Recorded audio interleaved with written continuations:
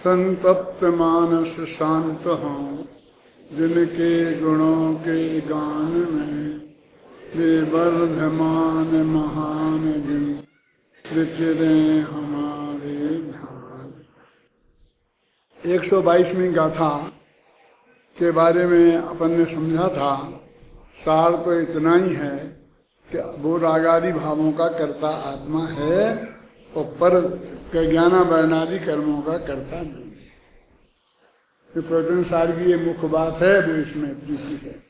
और उसको फिर गाथा में अमृतचंद्राचार्य ने टीका में युक्ति से सिद्ध किया था।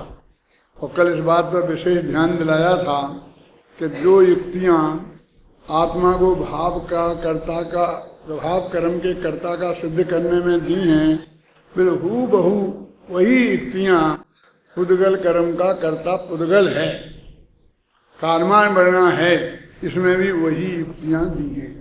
इतनी बात तक अपन कल आ गए थे। बात तो पूरी हो गई, लेकिन फिर भी वृंदावन दास जी का रस आपने थोड़ा चखा था, तो मैं चाहता हूँ इस गाथा के संदर्भ में भी आप वृंदावन जी का ध्यान से सुने। कौन बोलेगा? परिणाम रूप स्वयमेव अपरात्मा है, जाते परिणाम परिणामी में न भेद है।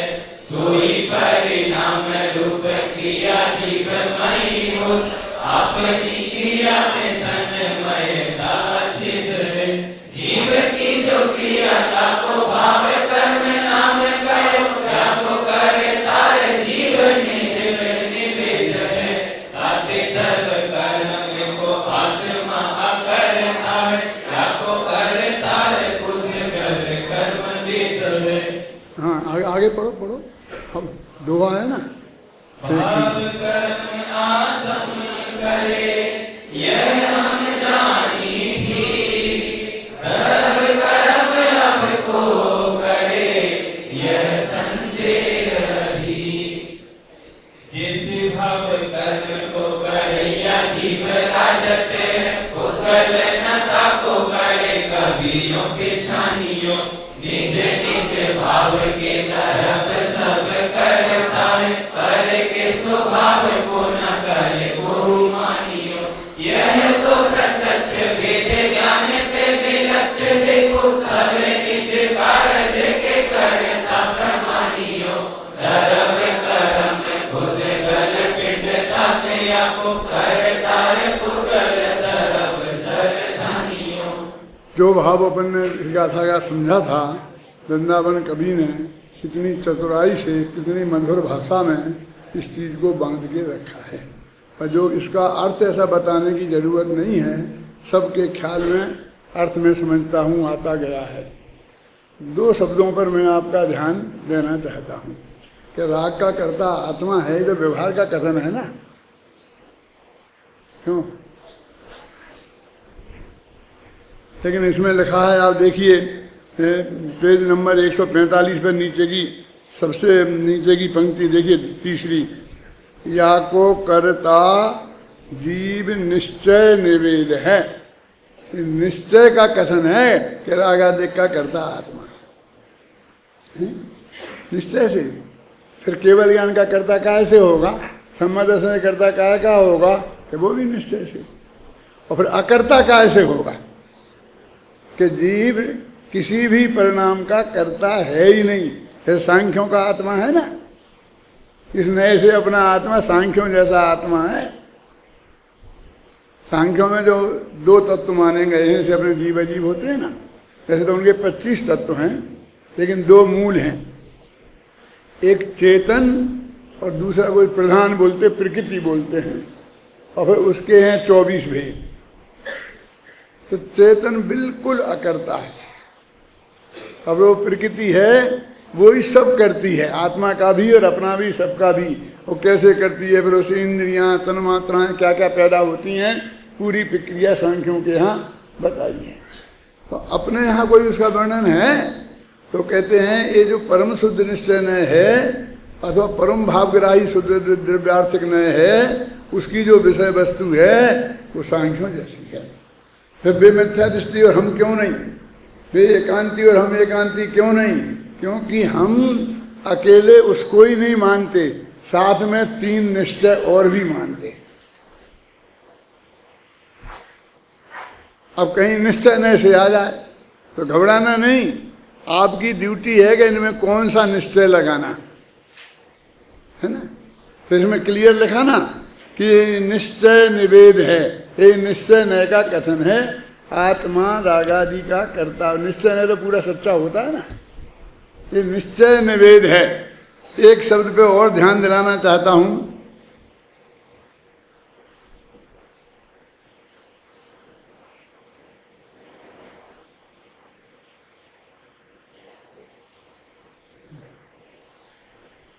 जैसे भाव कर्म को करैया जीव राजत है, पेज नंबर 146 पे पहली पंक्ति दूसरे कवित्त की है ना। मनहरण कवित्त कहो चाहे घनाक्षरी कहो और चाहे 31 सवैया कहो, 3 नाम एक ही छंद के हैं।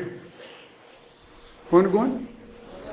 मनहरण कवित्त, घनाक्षरी और 31 सवैया। सवैया बहुत होते हैं, 23 होते हैं, 31, 32, 33। तो जानते हो भेद कि कैसे कैसे होते हैं, कहाँ कहाँ होते हैं, कौन से, है ना। और ये हिंदी साहित्य का बहुत लोकप्रिय छंद है। ये कवि सम्मेलनों में पुराने छंद और कोई बोले, चौपाई बोले, पदरी छंद बोले तो हूट हो जाए, नए नए चल गए ना। लेकिन ये जो छंद है ये कवि सम्मेलनों में उतनी ही लोकप्रियता से चलता है। जो हमारे विद्यार्थी बैठे ना, ये बहुत शौकिया हैं, अभी 2-4 कवियों के सुना देंगे। क्यों? कुंवर बेचन का सुना सकते हैं क्या सवैया? कवि कुंवर बेचन है ना, बहुत बढ़िया कवैया सवैया बोलता है वो, यही है। ठंडक बढ़ गया मामला। मतलब बहुत आज के कवि सम्मेलनों में भी ये छंद उतना ही लोकप्रिय है जितना लोकप्रिय आज से 16वीं शताब्दी में था। बनारसी दास का क्या, यही भरे पड़े ना। बनारसी दास जी जैसे आजकल सिनेमा के गाना गली गली में गाए जाते हैं ना, इसी छंद को नाटक समय सार में जो हैं आगरा की गलियों में गुनगुनाते थे। अकेले बनारसी दास जी नहीं, हजारों लोग उस समय हैं। तो ये छंद भी बहुत प्रिय है। अब मैं ये बताना चाहता हूँ, भाव कर्म को करैया जीव, क्यों? ये तो दुख की बात है ना उत्तम चंद जी, कि भाव कर्म का कर्ता आत्मा है, भले ही निश्चय की होगी, लेकिन ये राजत है। क्या नहीं, किस शब्द का प्रयोग किया ज्यादा? शोभायमान होता है। राजत माने शोभायमान होता है कि जिस तरह भाव कर्म का कर्ता आत्मा शोभायमान होता है। उन्होंने कोई भी अपशब्द का प्रयोग उनने नहीं किया, वहां निश्चय निवेद लिखा, फिर इसे राजत है शब्द का प्रयोग किया, तो उनने उस पूरे सम्मान के साथ वो बात की है। इससे कोई राग देश उपादेय हो जाते हैं और वे करने लायक हो जाते हैं, ऐसी बात नहीं है। जब वे राग के त्याग की बात करेंगे तो हम तो अकेले अशुभ राग के त्याग की बात करते हैं, वे उसी दृढ़ता के साथ शुभ राग के त्याग की बात भी करेंगे। लेकिन जब नयों को समझोगे तब ये बात आपको बहुत गहराई से समझनी पड़ेगी, और नयों को नहीं समझोगे तो जनमानी समझ में नहीं आएगी। क्योंकि उन तो नहीं, मैंने उसमें एक पंक्ति लिखी है कि समस्त जनागम नयों की भाषा में निबद्ध है। कोई एक वाक्य ऐसा नहीं है जिसमें नय नहीं लगता हो। समंत भद्र तो यहाँ तक कहते हैं, चाहे लगा हो चाहे नहीं लगा हो तो भी लगा है। ये कैसी बात करते हो? नहीं लगा हो तो भी लगा है कि हम स्यादवादी है ना, हम पे सील लग रही ना। कहीं जगह नहीं हो छंद में तो हम नहीं लगा पाए। कहीं हम इतनी बार बार निश्चय न कहना अच्छा नहीं लगता है तो हम नहीं कहें, ख्याल में आई ना। लेकिन हमारा प्रत्येक वाक्य, चाहे उसमें नय लगा हो और चाहे नहीं लगा हो, बिना नय के नहीं होता। क्या समझा रहा है इस गाथा में? क्या समझा रहा है? बस अब मैं इस गाथा से आगे बढ़ने वाला हूँ। ये समझा रहे कि राग का कर्ता भोक्ता, राग से अभेद, एकत्व ममत्व कर्तृत्व भोक्तृत्व चारों चीजें अशुद्ध निश्चय नय से ये आत्मा की हैं, आत्मा इनका करता है। अब अभी ये कहते हैं भाई यही समझाना है कि ये तो नहीं समझाना है, तो क्या तो ये बात रहेगा, समझाना नहीं है कि हाँ ये सब जी क्या समझाना है कि ये आत्मा पुद्गल कर्म का करता नहीं है। क्यों, क्या समझाना है कि ये आत्मा पुद्गल कर्म का, ज्ञान वर्ण आदि जो कर्म है ना उनका करता नहीं है। फिर तुम आपने पूछा कि तो कौन है उनका करता, कार मान पड़ेगा कि वे तो कोई समझते ही नहीं है कि ये करने के लिए समझने की जरूरत पड़ती है, ये तुम्हें कहाँ से लाए? क्योंकि समझ वाले तो अकेले जीव ही द्रव्य हैं और करने वाले तो सही द्रव्य हैं। समझ में क्या है, क्या तरह समझ में आया? सही द्रव्य अपनी परिणति के करता है ना, शुद्ध निर्मल अविकारी सब परिणति के करता हैं और उनमें तो ज्ञान है नहीं। तो कर्ता बनने के लिए, भोक्ता बनने के लिए समझ की कहाँ जरूरत है? समझे ना? तो उनमें ज्ञान नहीं है तो नहीं है, आप समझे ना? ज्ञान नहीं है तो नहीं है, तो करना है कि हाँ और भोगना। क्या क्या हो गया? तीन चीजें हो गई, जानना, करना और भोगना। समझ में क्या? हाँ, ये तीन काम हो गए। ये तीन के बारे में हमें निर्णय करना है कि भगवान आत्मा जो हमारा है वो क्या करता है, क्या जानता है, क्या भोगता है। तो इसकी चर्चा आगामी दो गाथाओं में है। अब वे दो गाथाएं पढ़ो। कौन सी? 123-24।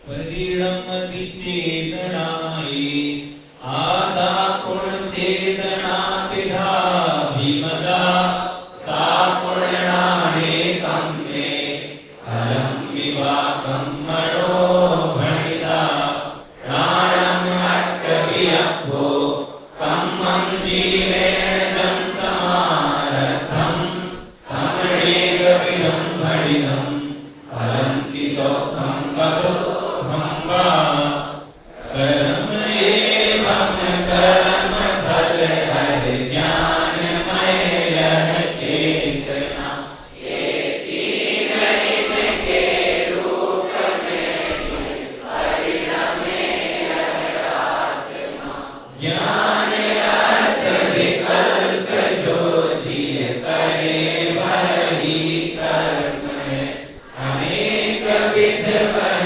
कर्म है हर कर्म फल सुख दुख है। तीन चेतनाएं हैं ना अपने, ज्ञान चेतना, कर्म चेतना और कर्म फल चेतना। तो इनकी चर्चा इसमें गाथाओं में है। देखो, परिणमति चेतनाये आदा, आत्मा हमेशा चेतना रूप परिणमित होता है। अनंत गुण हैं उसमें, अनंत शक्तियां हैं, अनंत शक्तियां हैं, लेकिन वो अनंत गुण और अनंत शक्तियां एक चेतना का उल्लंघन नहीं करती हैं। चेतना गुण का रूप सब में विद्यमान है, इसलिए चेत आत्मा को चेतना, चेतना लक्षणों जीवा उपयोगो लक्षणम जीवम, जीव के लक्षण को, चेतना को जीव का लक्षण कहा है। उपयोग को जीव का लक्षण कहा ना, तो जहाँ वहाँ कहा वहाँ तो दर्शनोपयोग ज्ञानोपयोग ऐसे भेद किए, और यहाँ चेतना को कहा चेतना माने भी उपयोग होता है, तो यहाँ पर धर्म में ज्ञान चेतना, कर्म फल चेतना ऐसे भेद किए। कल अपन कहते हैं ना शाम को, तो वहाँ वो कह रहे थे कि आत्मा में ये तो समझ में आता है कि अनंत ज्ञान और अनंत सुख भी समझ में आता है और अनंत दर्शन भी समझ में आता है, लेकिन अनंत वीर ये समझ में नहीं आता। अनंत वीर है यार तुमको संजीव, अनंत वीर कैसे? तो समझा रहे थे कि नहीं अनंत वीर का भी है और सुबह ये काम करता है, ये काम करता है। अरे वीर माने शक्ति, तो तुम कहते हो कि वो एक एक वीर गुण अनंत है, माने उसका कोई पार नहीं है, अंत नहीं है, ऐसा अनंत वीर तो है ही। वीर गुण है ना, वो अनंतता में परिणत हुआ है। ज्ञान अनंत, दर्शन अनंत, आनंद अनंत, ऐसा वीर गुण अनंतता में परिणत। तो यहाँ तो शक्तियां अनंत हैं, एक शक्ति नहीं है। एक शक्ति अनंत है, ऐसी अनंत शक्तियां हैं। समझ में आया? तुमको एक में, वो भी केवल ज्ञानी के अनंत वीर है, वो उसमें ये क्या कह रहे, क्या कह रहे, क्या कह रहे, उसमें ही लोगों को ये लग रहा था, यही अटपटा लग रहा था बड़े बड़े लोगों को। आपको सर्वार सिद्धि की लक्षण देखो आप, तो उनमें सब लिखा है मति ज्ञान किसे कहते हैं। तो मति ज्ञानावरण और वीर्यान्ताय कर्म के क्षयोपशम से जो जानने की इंद्रियों के माध्यम से जानने का प्रयोग होता है उसे मति ज्ञान कहते हैं। ये परिभाषा किनकी है? आचार्य पूज्यपाद की। तो हरेक में मति ज्ञान के लिए मति ज्ञानावरण, श्रुत ज्ञान के लिए श्रुत ज्ञानावरण, लेकिन हरेक में वीरांतराय कर्म साथ में लगाया कि वीरांतराय के बिना मति ज्ञान क्या काम करेगा। ये किसकी परिभाषा है? ये पूज्यपाद की नहीं सुनना चाहता हूं मैं। जो परिभाषाएं बनाने में एज ए टॉपर्स प्रसिद्ध है, सुना क्या नहीं सुना कभी? क्या कह रहा हूं मैं? ऐसा एक श्लोक आता है, प्रमाणम अकलंकस्य पूज्यपादस्य लक्षणम धनंजय कवे काव्यम इति रत्नत्रयम्। ये तीन रत्न हैं जैन धर्म में। अकलंक का प्रमाण शास्त्र, राजवार्तिक वगैरह नहीं, प्रमाण शास्त्र। अकलंक का प्रमाण शास्त्र, पूज्यपाद का लक्षण शास्त्र, ये सर्वार सिद्धि। और धनंजय कवि का द्विसंधान नामक महाकाव्य। ये द्विसंधान नामक महाकाव्य क्या है? ये उन्होंने महाकाव्य लिखा, तो एक अर्थ करो तो पूरी राम की कहानी पढ़ लो, और उसी काव्य का दूसरा अर्थ करो तो पूरी कृष्ण की कहानी पढ़ लो। वहां सीता हरण हो रहा है, यहाँ रुक्मणी हरण हो रहा है। अब सीता का हरण तो रावण ने किया था, विरोधी ने, और रुक्मणी का हरण तो कृष्ण ने किया था। कैसे मेल बैठाया होगा? अरे पढ़ना वढ़ना तो दूर है, एक दफे नाम तो सुन लो कि ऐसे ऐसे काव्य हैं, महाकाव्य हैं। तब मैंने ये महाकाव्य लिखा ना, तो मैंने संस्कृत के, हिंदी के सब जितने महाकाव्य थे सब छान मारे। कल परसों मैंने आपको सुनाया था, मुझे पता नहीं यहाँ सुनाया था कि इसमें टीवी में सुबह आया था, है ना। एक हिंदी का महाकाव्य है, उसका नाम है प्रिय प्रवास। सुना? याद है? कल परसों आया था। किसने सुना है? याद है? बताओ। प्रिय प्रवास नाम का एक महाकाव्य है, और वो महाकाव्य किसने लिखा है? अयोध्या सिंह उपाध्याय नाम कवि का। तो उनने अपना नाम रख लिया हरिओध। हरि माने सिंह, और ओध माने अयोध्या। तो हरिओध माने अयोध्या सिंह उपाध्याय, उसने लिखा है। और उसने वो जो महाकाव्य लिखा है उसमें वर्णन क्या है? वियोग वर्णन है। लेकिन हर जगह, हर शास्त्रों में नायिका के वियोग का वर्णन होता है। नायिका समझते हैं? जो किसी की पत्नी होती है, प्रेमिका होती है, और वो अपने उसके प्रेमी के या पति के वियोग में वो रोती है? लेकिन उनने पत्नी को नहीं रुलाया, माँ को रुलाया। कि जब वो वहां से मथुरा से वृंदावन आ गए, वहां वृंदावन से मथुरा आ गए, राजनीति में उलझ गए, तो उसकी जो माँ, पालने वाली माँ, असली माँ नहीं, यशोदा, असली तो देवकी थी, वो रो रही है। फिर ये पति, वो संस्कृत के छंदों में है, हिंदी भाषा में है जतीश भाई, और छंद संस्कृत के, मंदाक्रांता, छंद का एक नमूना सुनाता हूँ। प्रिय पति वह मेरा प्राण प्यारा कहाँ है। ये प्राण प्यारे की बात है तो पत्नी ही होगी क्यों? लेकिन माँ कह रही है अपने पति से कि प्रिय पति वह मेरा प्राण प्यारा कहाँ है, दुख जल निधि का डूबी का सहारा कहाँ है। जिसे देख मैं आज तक जी सकी हूँ, जिसे देख मैं आज तक जी सकी हूँ, वह क्या मेरा प्राणों का प्यारा कहाँ है। ऐसा तो ऐसा बढ़िया बढ़िया काव्य है, मैंने सब पढ़े थे 18 वर्ष की उम्र में लिखने के पहले। और उसके क्या क्या नियम होते हैं, जो भरत मुनि का नियम है। भरत मुनि का नाम सुना? 2000 वर्ष पहले हुए हैं। काव्य शास्त्र के सबसे पहले आचार्य हैं। काव्य शास्त्र के आचार्य होते हैं, रीतिकाल के आचार्य, रीति आचार्य, वो सबसे पहले आचार्य हैं। वहाँ भी ये विचार हुआ कि काव्य की आत्मा क्या है।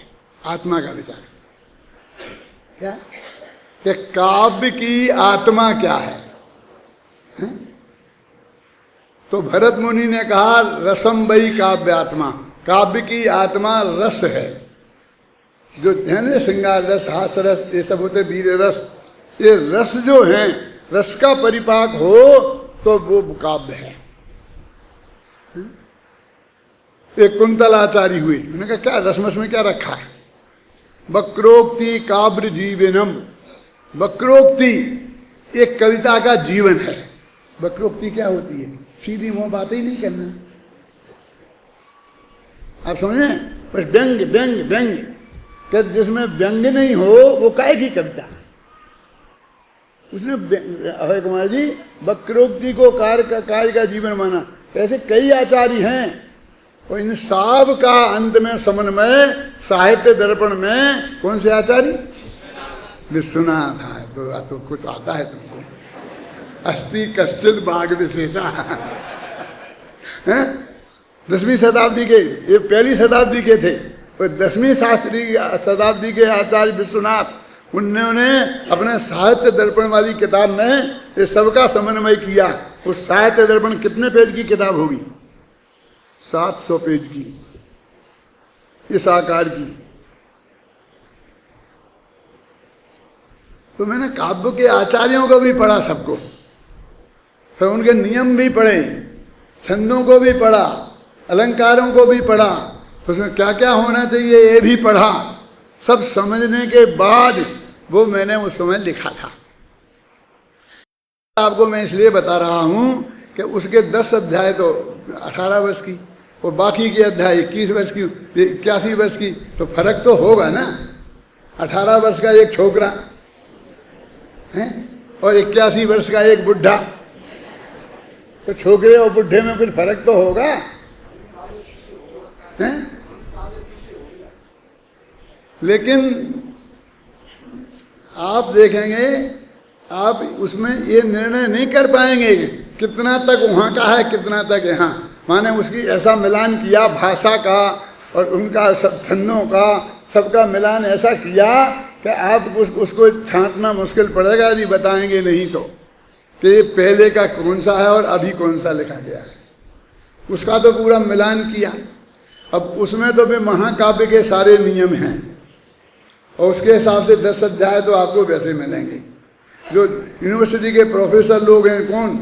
हिंदी के प्रोफेसर, हिंदी में PhD हैं, डीलिट हैं, हिंदी को पढ़ाते हैं, काव्य शास्त्र को पढ़ाते हैं, या तो वो मिलेंगे आपको उसकी 10 अध्याय की कीमत करने वाले, और बाकी मुमुक्षु मिलेंगे इस अध्यायों की। इसलिए कह रहा हूँ कि आप तो यदि शुरू से पढ़ेंगे तो 10 तक ये क्या है, ये क्या है, ये क्या है। ये तो आप ये कहते हैं शकुंतला की कमर नहीं नापेंगे, तो राजुल की कमर नाप रहे हैं।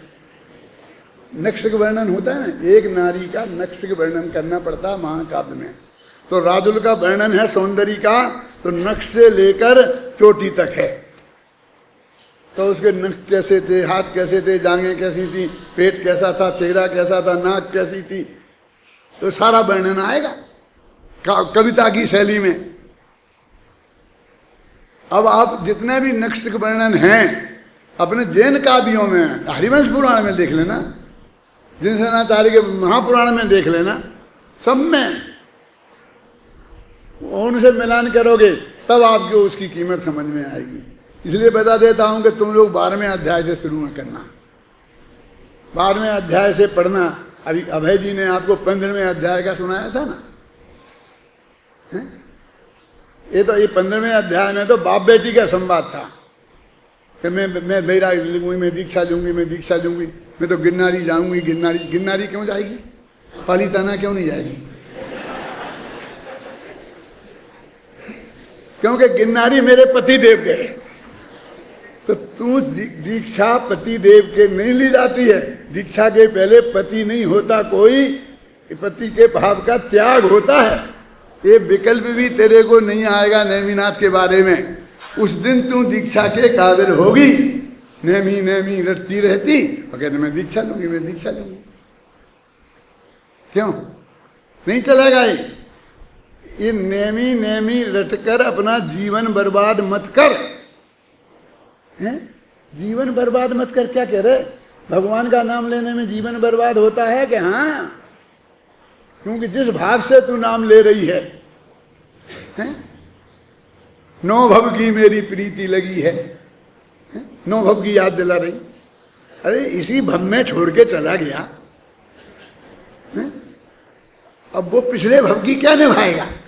इस भव में तो पक्का किया था ना। और भव कोई अच्छी चीज है, भव का तो नाश करना है। कोई चीज नौ भव से है तो अच्छी हो जाती है क्या? राग तो राग है। तो नौ भव की प्रीत वाले तर्क की भी कैसी धज्जियां इसमें उड़ाई हैं वो आप देखेंगे। ये तर्क नहीं, ये नौ भव की प्रीति। अब तो हमें भव का अभाव करना है। अब भव का अभाव करना है और तुम भव की प्रीति की बात करते हो कि नहीं साहब मैं तो जाऊंगी, दीक्षा लूंगी। नेमिनाथ चले गए, उन्हें कोई ने नहीं रोका, और मुझे तुम रोक रहे हो, ये नहीं चलेगा। जैसे वे चले गए बिना पूछे किसी से, और किसी की नहीं सुनी उनने, ऐसे मैं भी किसी की नहीं सुनूंगी। आप मुझे क्यों रोकते हैं कि नेमी की होड़ मत कर? जब से वे तुझे छोड़ के गए हैं ना, एक सेकंड भी उनने तुझे याद नहीं किया, और तुम एक सेकंड भूलती नहीं 24 घंटे। और कहती है मैं नेमिनाथ जैसी जाऊंगी। तुझे अधिकार वैसा चाहिए महिलाओं को पुरुषों जैसा। राजुल को भी नेमिनाथ जैसा अधिकार चाहिए था। क्या क्या तर्क दिया उनने कि उनने तुझे एक बार भी याद नहीं किया, और तू एक मिनट को भूलती नहीं है। जब तक तू उनको नहीं भूलेगी तब तक मेरे से दीक्षा की बात मत करना। तू जानती है वे तो इसी भव से मोक्ष जाने वाले हैं, सारी दुनिया जानती है। तो तुम्हारा कोई ठिकाना है? हमारा तुम्हारा कोई ठिकाना है? कुछ पता है? वो तो जन्मजात सम्यक दृष्टि थे ना, और तुम तो जन्मजात गारंटी से मिथ्या दृष्टि हो। हैं? क्या क्या क्या राजुल से कह रहे कौन? उग्रसेन। क्योंकि सम्यक दृष्टि मरकर महिलाओं में पैदा ही नहीं होता, पर 8 वर्ष की उम्र तक सम्यक दर्शन होता नहीं गुलाब चंद जी। तो करुणा योग के हिसाब से ठीक है ना कि जन्मजात सम्यक दृष्टि थे। तो और फिर 8 वर्ष की उम्र के बाद हमें पता है, तो तू बता कब तूने ऐसा पुरुषार्थ किया जिससे तुझे ये सम्यक दर्शन आदि की सम्यक दृष्टि ठोके जा रहे? तो बताओ तो ना फिर क्या हुआ। फिर वो पूरी बात समझाते हैं। देवशास्त्र गुरु का स्वरूप, 7 तत्व का स्वरूप, आत्मा परमात्मा का स्वरूप। अब ये चीजें तू समझ, पहले बाद में दीक्षा की बात करना। उसमें मेरा उद्देश्य जो चाहे जैसी दीक्षा ले लेते हैं दे देते हैं, उनको भी ये समझाना है कि दीक्षा लेने के उसने कहा था ना कि पापा मुझे दीक्षा की तैयारी के लिए क्या करना ये बताओ। क्या कहा कि दीक्षा लेनी है तो उसके लिए मैं तैयारी कर। कि क्या तैयारी करूं? कि तैयारी की कोई बात नहीं, इतने ऐसे रागियों को दीक्षा नहीं दी जाती है। पहले तू नैमी को भूल, सबसे पहली तैयारी है। ये नहीं केस लॉन्च करना सीख, ये नहीं कि उपवास करना सीख, ये नहीं कहा। दीक्षा के पहले कैसी तैयारी होना चाहिए, वो पूरी तैयारी राजुल को कराई और बाद में दीक्षा दिलाई। मतलब आप उसे देखेंगे तो बहुत मार्मिक बिंदु आपको आएंगे, आप लोग पढ़ेंगे और आपके प्रश्न मेरे पास आएंगे, तो फिर मैं कभी और विस्तार से उसके बारे में आपको बताऊंगा कि क्या चीज़ है।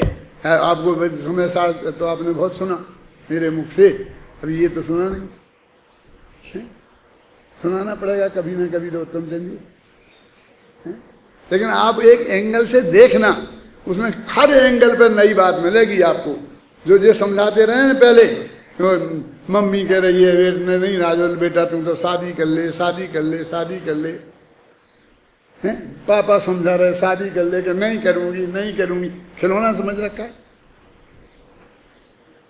वो राजुल कहती है जतीश भाई कि पापा मेरे से दूसरी शादी की बात मत करना। क्या कहती है?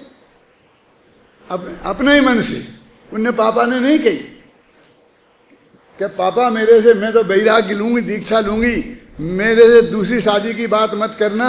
कि क्या बात करती है, तेरी पहली कहाँ हुई जो दूसरी की बात करना? वो शादी किसे कहते हैं? जब तक 6 फेरे 7 फेरे नहीं पड़े तब तक वो शादी नहीं कहलाती है। 6 फेरे भी पड़ जाएं, तेरा तो एक भी नहीं पड़ा, तो दूसरी शादी कहाँ से करेगी? अभी तो पहली ही नहीं हुई।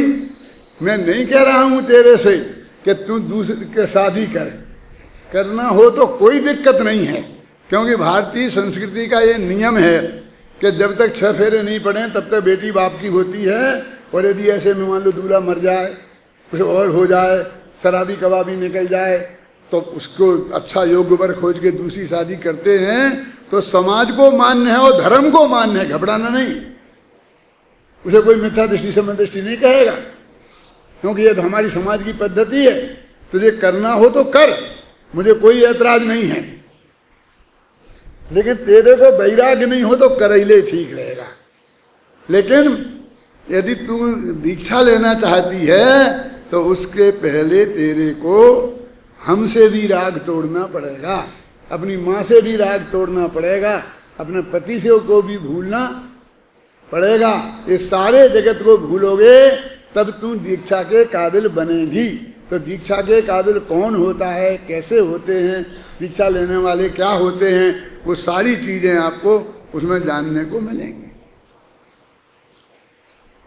एक छोटी सी बात और ख्याल में आ रही, नेमिनाथ से पूछा कि द्वारका का क्या होगा, तो मेरे दिमाग में नहीं जाती। कैसे कोई पूछेगा? हम कभी पूछते हैं जाकर के महाराज से, महाराज जयपुर का क्या होगा? इतना बड़ा बढ़िया नगर है, दिन दूना रात चौगनी तरक्की हो रही है। जब हम आए थे जब 8 लाख लोग थे, आज 40 लाख से ज़्यादा लोग हैं, 50 लाख लोग हैं। हम कहें अब जयपुर कब जलेगा? कैसे कोई पूछेगा? तो कैसे पूछा? उसने लिखा, एक किसने पूछा? बलदेव ने। ये कैसे? मेरे गले नहीं उतरा। मैंने कहा नहीं, ऐसा नहीं हो सकता। तो मैंने लगाया उसमें अपना दिमाग कि बलदेव कहते हैं कि हे भगवान, ये द्वारका नगरी आपकी वजह से बनी थी। कुबेर ने इंद्र की आज्ञा से तीर्थंकर का जन्म होने के उपलक्ष्य में बनाई थी, आपके लिए बनी थी, और आप चले आए छोड़ के। तो फिर अब ये कब तक रहेगी? क्योंकि जो आपके लिए बनी थी, समझ आए ना? जैसे अपने किसी के लिए एक मकान बनाया जंगल में, बहनी जी के बदले के लिए हमने ईश्वरी में बढ़िया आश्रम बना दिया जंगल में। अब समझना, अब बहनी जी चले जाए तो क्या होगा? कि जैसी दुर्दशा उसकी है जैसी होगी। तो उनने तो ये पूछा था कि अब आप चले आए तो द्वारका का क्या होगा? तो उन्हें कि 12 वर्ष बाद जल जाएगा।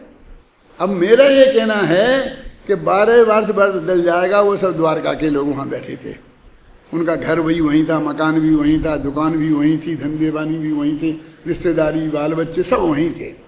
उसका मतलब समझ गए? द्वारका जल जाएगी और एक भी आदमी नहीं बचेगा, सब नष्ट हो जाएगा। श्री कृष्ण और बलदेव के अलावा माँ बाप को भी नहीं बचा पाएंगे। ये तो सुना आपने? तीर्थंकर ने इतनी घोषणा करी तो तीर्थंकर के समोसा में उत्तम चंद जी सब उनके भगत लोग होंगे, द्वारका वाली सब यादव ही यादव तो थे। तो मैं कहता हूं वो द्वारका दूसरे दिन पूरी खाली क्यों नहीं हो गई? उस जलने के दिन तक खचाखच क्यों भरी नहीं? मेरा यही प्रश्न है। मैंने उठाया, वहां प्रश्न उठाया, उसका जवाब भी दिया। खाली हो जानी चाहिए थी ना, राजकोट चले जाते,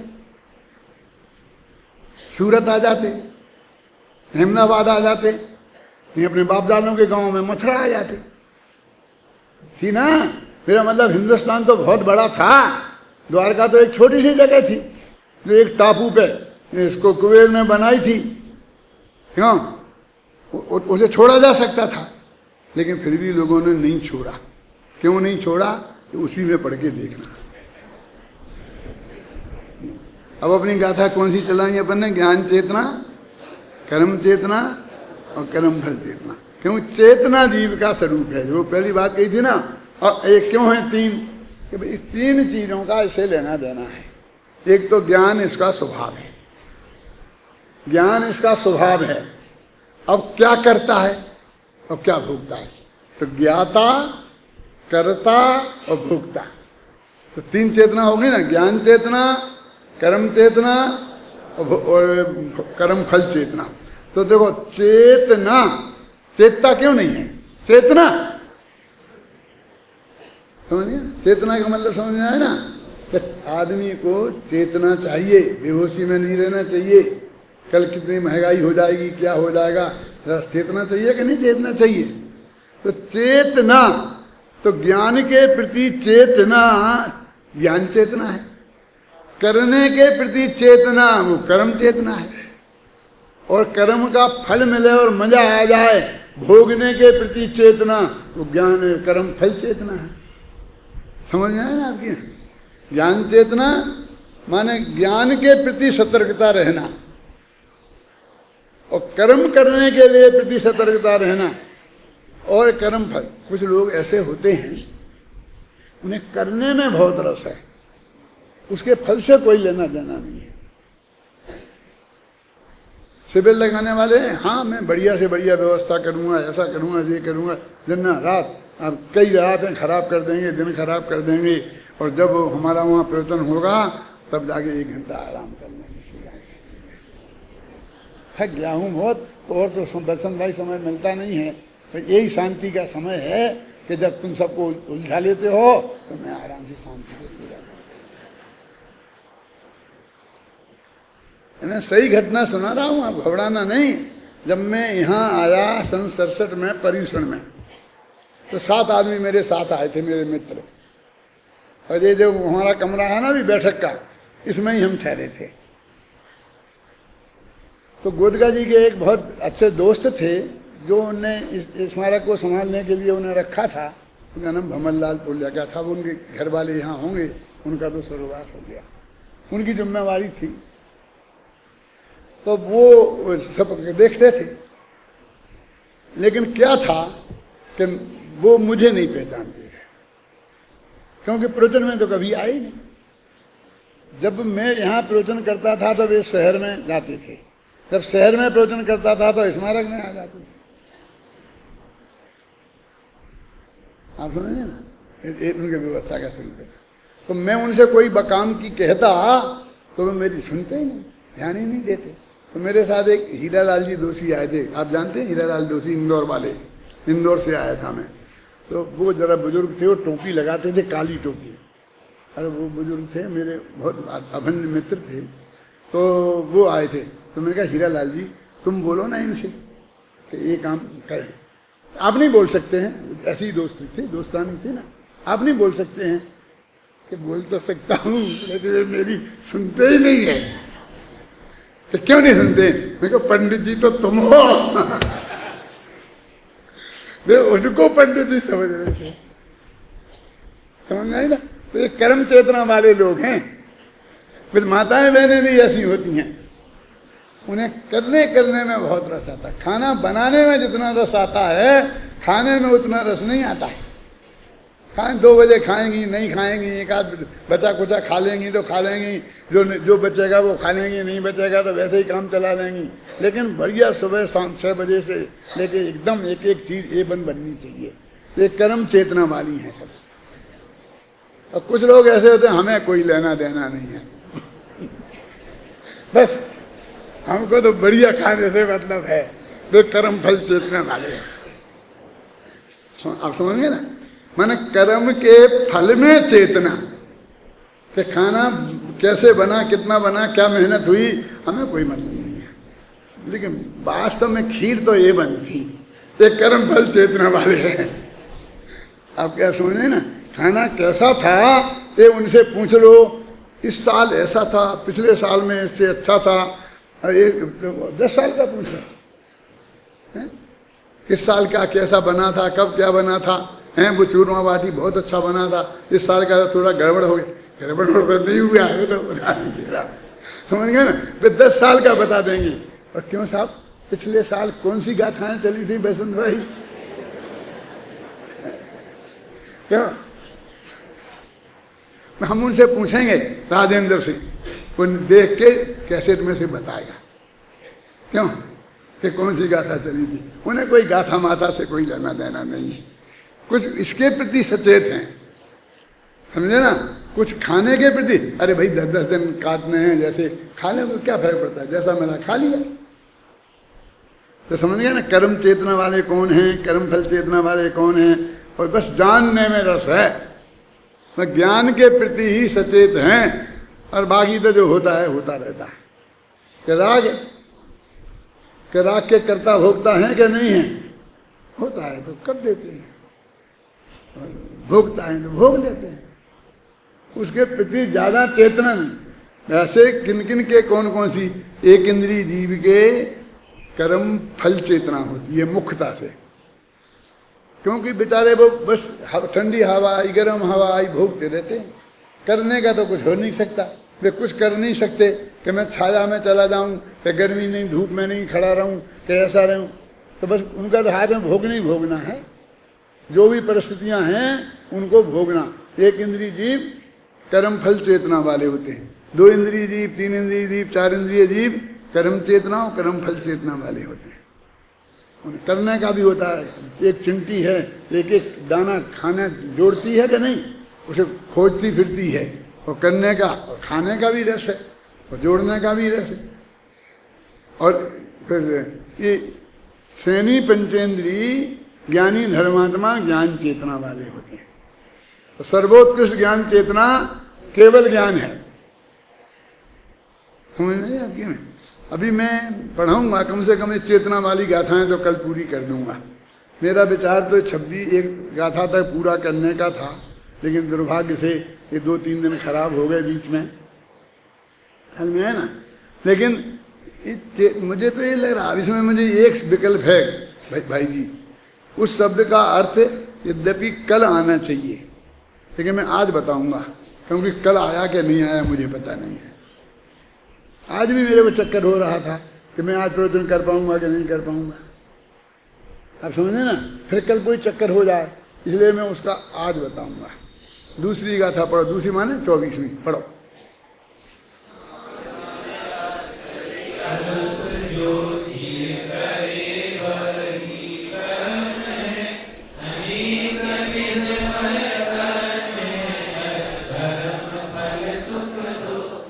ये तीनों चेतना का लक्षण इसमें बताया है कि ज्ञान अर्थ विकल्प को ज्ञान कहते हैं, और करने के परिणाम को कर्म करते, जिया करे जीव जो करने का भाव करता है वो कर्म है।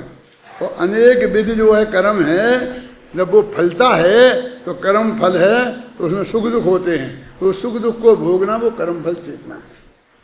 तो ये अर्थ विकल्प ज्ञान है। ये अर्थ विकल्प क्या है?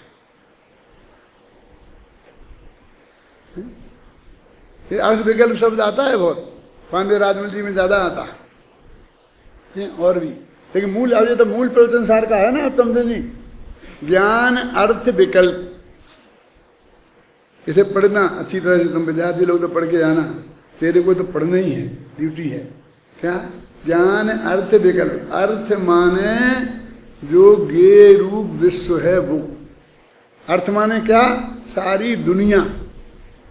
कौन सी सारी दुनिया? कि जो केवली के ज्ञान में आती है वो सब। क्या नहीं आता केवली के ज्ञान में? कि सब आता है।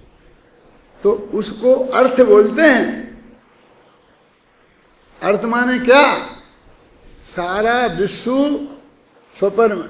और इसमें ऐसा लिखा है कि स्वपर का भेद जिसमें विद्यमान है, ऐसा सारे पदार्थ जानने योग्य है। पढ़, पंक्ति पढ़ो।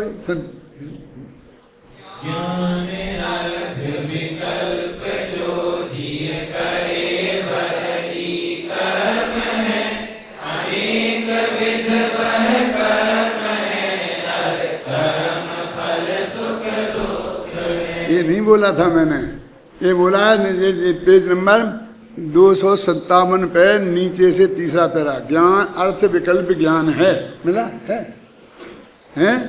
वह स्वपर के विभाग पूर्वक अवस्थित विश्व अर्थ है। ठीक है ना? मिल गया कि नहीं मिला? अर्थ विकल्प ज्ञान है और स्वपर के विभाग पूर्वक अवस्थित विश्व अर्थ है। और अर्थ के आकारों का अवभाषण विकल्प है। अभी देखो विकल्प का अर्थ अलग। यानी ऐसे लोग उस वक्त रहे होंगे भाई जी कि जो पर को नहीं जानता है स्व को जानता है, स्व को नहीं जानता है पर को नहीं जानता है, इसमें उलझे रहते होंगे। तो उन्होंने परिभाषा ही बना दी कि सारे पदार्थों को जानता है और जिनके स्व और परे दो भेद हैं। क्या जरूरत थी जय कुमार जी स्व और पर दो भेद वाला? ये कहने की क्या जरूरत थी? सब में तो सभी आ गए थे ना। कि क्योंकि कुछ लोगों को विकल्प है ना कि स्व को जानता है पर को नहीं जानता है।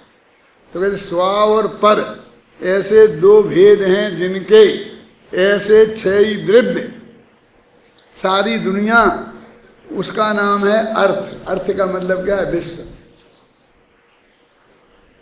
13 पढ़ो। अथो खलु दव्यमयो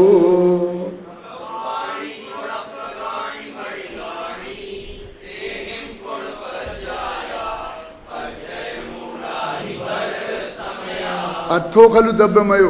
अर्थ किसे कहते हैं? जो द्रव्यमय हो। माने 6 द्रव्य आ गया ना, वही की वही बात।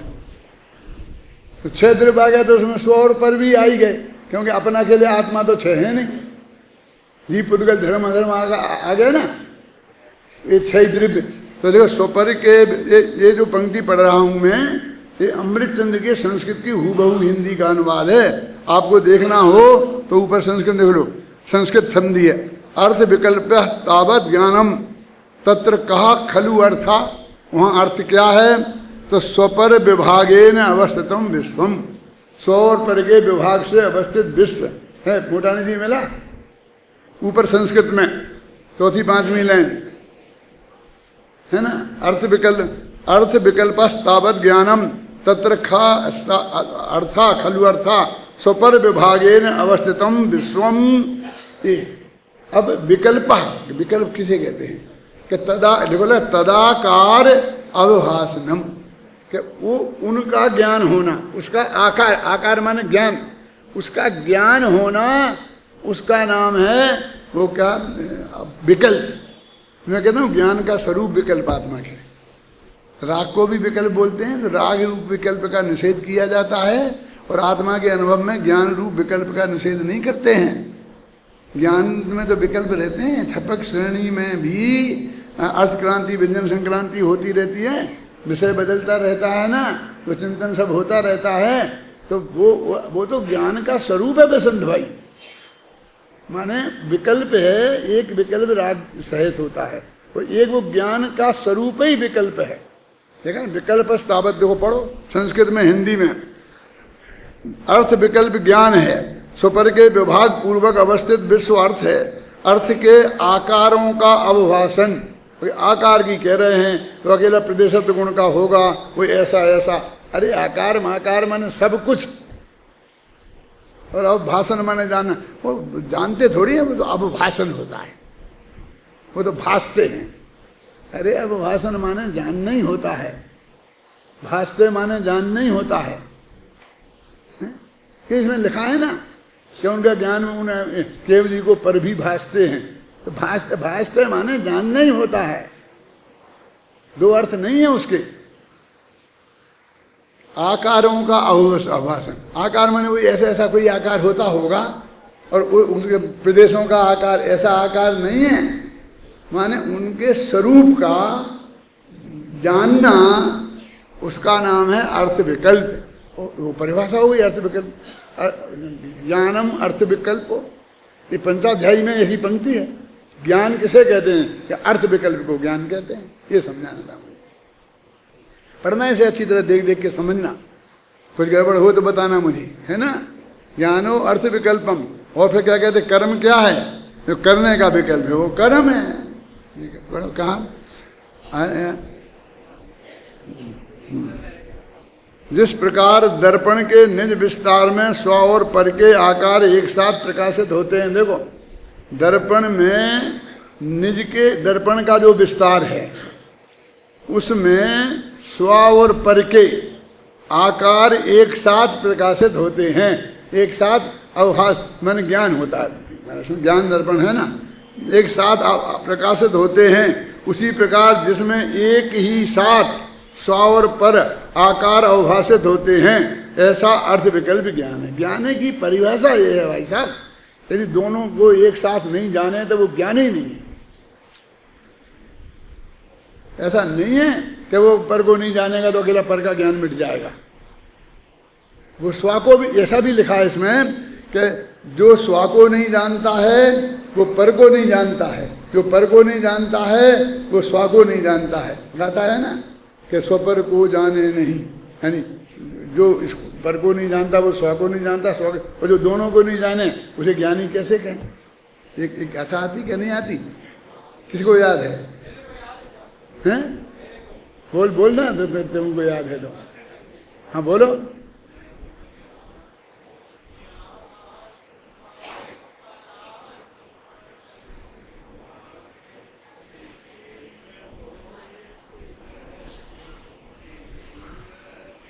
है ना, सही है ना। ते कैम होए स्वदृष्टि जो सपर को जाने नहीं।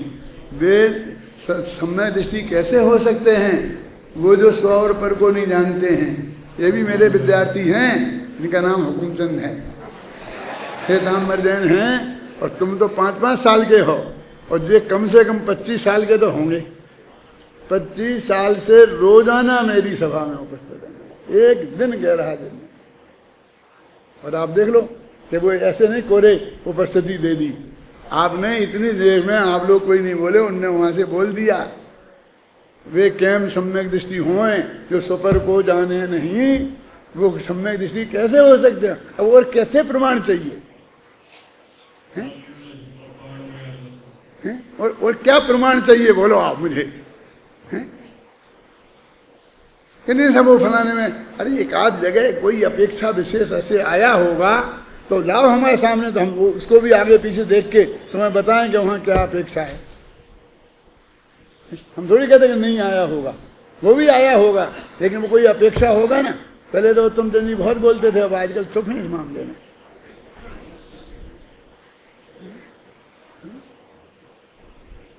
हाँ, अभी ये मैंने पूरा नहीं किया है, ये तो मुझे जो बताने थे कि कल मैं प्रवचन नहीं कर पाऊँ तो ये चीज़ छूट ना जाए, इसके लिए मैंने आपको बताया है। बाकी बातें अपन कल करेंगे।